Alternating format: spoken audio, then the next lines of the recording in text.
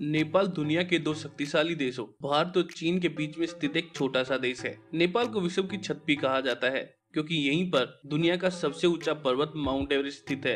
यही नहीं, इसके अलावा दुनिया के 10 सबसे ऊंचे पर्वतों में से 8 केवल नेपाल में ही हैं। अपनी प्राचीन संस्कृति और आधुनिकता को साथ लेकर चलते हुए नेपाल विकास की प्रगति पर अग्रसर है। आइए जानते हैं नेपाल से जुड़े कुछ रोचक तथ्य। दुनिया में नेपाल का ही झंडा ऐसा है जो वर्गाकार नहीं है। इसके अलावा सभी देशों के झंडे को 4 कोने होते हैं, लेकिन नेपाल का झंडा 2 त्रिभुज से जुड़कर बनता है। अगर किसी को ऐसा लगता है कि नेपाल में दुनिया का सबसे स्लो इंटरनेट है, तो आपको बता दें कि वो गलत है, क्योंकि आज के टाइम पर नेपाल की इंटरनेट स्पीड 10 Mbps है। साउथ एशिया का सबसे पुराना देश नेपाल है और इसमें 123 भाषा बोली जाती हैं। नेपाल कभी चरस, तंबाकू आदि के लिए बहुत फेमस था, लेकिन अब यहाँ पर चरस, तंबाकू खरीदना, बेचना और इस्तेमाल करना गैरकानूनी है। नेपाल में हाथ मिलाकर या गले लगकर नहीं, बल्कि हाथ जोड़कर मिला जाता है। 2015 से पहले नेपाल एक हिंदू राष्ट्र हुआ करता था, क्योंकि यहाँ की कुल जनसंख्या में से 81.3% हिंदू हैं। लेकिन 2015 के बाद इसे एक धर्मनिरपेक्ष राष्ट्र बना दिया गया।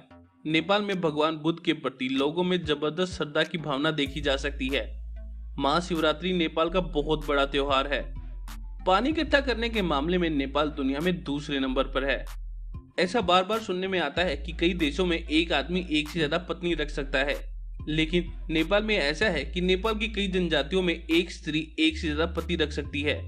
दुनिया की 10 सबसे ऊंची पर्वत चोटियों में से 8 नेपाल में ही हैं।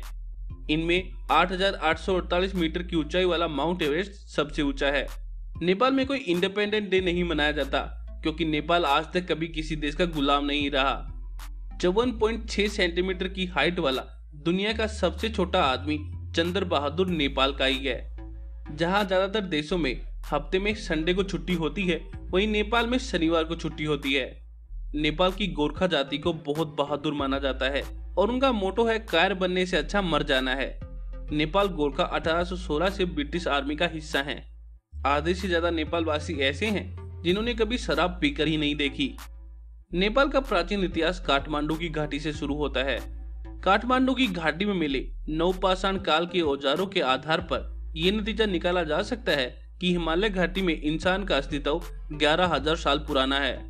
2006 में शुरू हुए डेमोक्रेसी मूवमेंट की बदौलत 2008 में नेपाल में राजतंत्र शासन समाप्त होकर गणतंत्र शासन शुरू हुआ और रामवरण यादव नेपाल के पहले प्रधानमंत्री बने। नेपाल में कभी भी धार्मिक या जातीय विवाद पर दंगे नहीं हुए। इस देश में धर्म के नाम पर कभी किसी का खून नहीं बहा। इसके अलावा यहाँ 80 आदमी समूह और उनके लोग 123 अलग अलग भाषा बोलते हैं। नेपाली सरकार के लिए माउंट एवरेस्ट विदेशी स्रोत से धन का मुख्य स्रोत बन गया है, क्योंकि पर्वतारोहियों को बेस कैंप तक पहुंचने के लिए परमिट लेना पड़ता है, जिसका सारा पैसा नेपाली सरकार को मिलता है। नेपाल की आधी से ज्यादा आबादी लगभग $1 प्रतिदिन प्रति व्यक्ति आय पर जीवित है। इसके कारण नेपाल को विश्व के सबसे गरीब देशों की श्रेणी में गिना जाता है। नेपाल से एशिया के बाहर बहुत ही कम फ्लाइट जाती हैं, क्योंकि नेपाल में फ्लाइट से यात्रा करना बहुत महंगा पड़ता है। नेपाल में एडवेंचर और एक्सट्रीम स्पोर्ट टूरिज्म में अपने आप को काफी उन्नत किया है, जिसमें paragliding, bungee jumping, high altitude marathon, mount biking, white water rafting, kayaking और पर्वतारोहण शामिल है। हालांकि नेपाल में शुद्ध पानी की नदियां और 6000 से अधिक झीलें हैं, जिससे हाइड्रो इलेक्ट्रिक पावर बनाई जाती है, लेकिन उत्पादन के मुकाबले जरूरत अधिक होने के कारण दिन में कई घंटे तक बिना बिजली के रहना पड़ता है। लोड शेडिंग की वजह से नेपाल में औसतन 8.28 घंटे बिजली काटी जाती है, जबकि सर्दियों में तो ये और भी बढ़ जाती है। नेपाल में रेल मार्ग की कुल लंबाई लगभग 59 किलोमीटर है, क्योंकि नेपाल का अधिकतर भाग पहाड़ी है। नेपाल में लगभग 10,000 किलोमीटर लंबी पक्की सड़क और 7,000 किलोमीटर कच्ची सड़क है। यहाँ की 1/3 आबादी को नजदीक रोड तक पहुँचने के लिए औसतन 2 घंटे चलना पड़ता है। नेपाली कैलेंडर के अनुसार यहाँ वर्ष 2072 चल रहा है। नेपाल में हर साल 13 अप्रैल को नववर्ष मनाया जाता है। दुनिया में नेपाल ही एकमात्र ऐसा देश है जहाँ आप जीती जागती देवी के दर्शन कर सकते हैं, जिसे कुमारी कहते हैं। नेपाल में 90% शादियां अरेंज होती हैं और शादी से पहले दूल्हा दुल्हन एक दूसरे से ना मिल सकते हैं और ना देख सकते हैं। हालांकि आजकल लव मैरिज का प्रचलन शुरू हो चुका है। तो दोस्तों, आज की वीडियो में बस इतना ही। उम्मीद करता हूँ आपको हमारी ये वीडियो पसंद आई हो। अगर ऐसा है तो इस वीडियो को लाइक करें, शेयर करें और कमेंट करके हमें अपने विचार बताना ना भूलें।